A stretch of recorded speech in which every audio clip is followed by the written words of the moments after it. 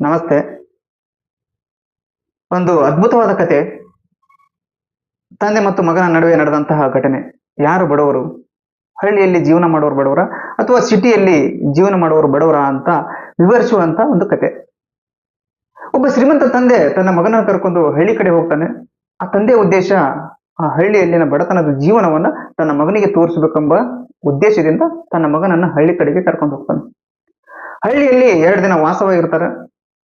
ಆ ಹಳ್ಳಿ ಎಲ್ಲ ಸುತ್ತಾಡ್ಕೊಂಡು ತಿರ್ಗಾ ನಗರಕ್ಕೆ ಬಂದ ದಿನ ಆ ತಂದೆ ತನ್ನ ಮಗನಿಗೆ ಕೇಳ್ತಾನೆ, ಹೇಗನಿಸ್ತು ಹಳ್ಳಿಯ ಜೀವನ, ನೋಡಿದ್ಯಾ ಅಲ್ಲಿ ಹಳ್ಳಿಯ ಬಡತನ ಅಂತ. ಅವಾಗ ಆ ಮಗ ಹೇಳ್ತಾನೆ, ಅಪ್ಪ, ನಾವು ಉಳಿದುಕೊಂಡಂತಹ ರೈತನ ಮನೆಯಲ್ಲಿ 2 ರಿಂದ 3 ನಾಯಿಗಳಿದ್ದು, ಆದ್ರೆ ನಮ್ಮ ಮನೆಯಲ್ಲಿ ಒಂದೇ ನಾಯಿ ಇದೆ. ನಮ್ಮ ಮನೆಯಲ್ಲಿ ದುಬಾರಿಯಾದ ವಿದ್ಯುತ್ ದೀಪಗಳಿರ್ಬೋದು, ಆದ್ರೆ ಅಲ್ಲಿ ನಕ್ಷತ್ರ ಮತ್ತು ಚಂದ್ರರೇ ಇದ್ದಾರೆ. ನಮ್ಮ ಮನೆಯಲ್ಲಿ ಒಂದು ಈಜುಕೊಳ ಇದೆ, ಆದ್ರೆ ಅಲ್ಲಿ ಹಳ್ಳಿಯಲ್ಲಿ ದೊಡ್ಡ ದೊಡ್ಡ ಬಾವಿಗಳು, ನದಿಗಳಿದಾವೆ. ದಿನ ಬೆಳಗಾದ್ರೆ ನಮಗೆ ಬೇಕಾದಂತಹ ಆಹಾರ ಪದಾರ್ಥಗಳನ್ನು ನಾವು ಇನ್ನೊಬ್ಬರ ಹತ್ರ ಕೈ ಚಾಚಿ ನಿಲ್ಲಬೇಕು.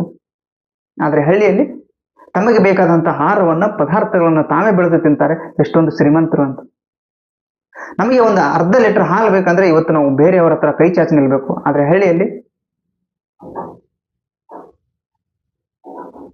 ತಾವೇ ಹಸುಗಳನ್ನು ಸಾಕಿ, ಎಮ್ಮೆಗಳನ್ನು ಸಾಕಿ, ತಾವೇ ಮೇಯಿಸಿ ತಮಗೆ ಬೇಕಾದಂತಹ ಹಾಲನ್ನು ತಾವೇ ಕರೆದು ಊಟ ಮಾಡ್ತಾರೆ, ಕುಡಿತಾರೆ. ಅದು ಆರೋಗ್ಯವಂತ ಜೀವನ.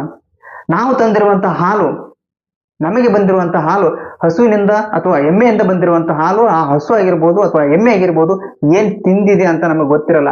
ಆದ್ರೂ ನಾವು ದೇಹಕ್ಕೆ ಆರೋಗ್ಯ ಅಂತ ಹಾಲನ್ನು ಕುಡಿತೇವೆ. ಇದು ನಮ್ಮ ಶ್ರೀಮಂತ ಜೀವನದ ಬಡತನ ಅಂತ ಹೇಳ್ತಾನೆ. ಅವಾಗ ಆ ತಂದೆ ಮೂಕ ವಿಸ್ಮಿತನಾಗ್ತಾನೆ. ಯಾಕೆಂತಂದ್ರೆ ನಮ್ಮ ಭಾರತದ ಸಂಸ್ಕೃತಿ, ಭಾರತದ ಸೌಂದರ್ಯ ಅಡಗಿರೋದು ಹಳ್ಳಿಗಳಲ್ಲಿ.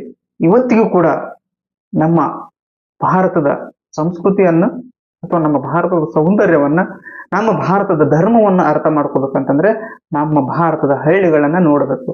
ಧನ್ಯವಾದ.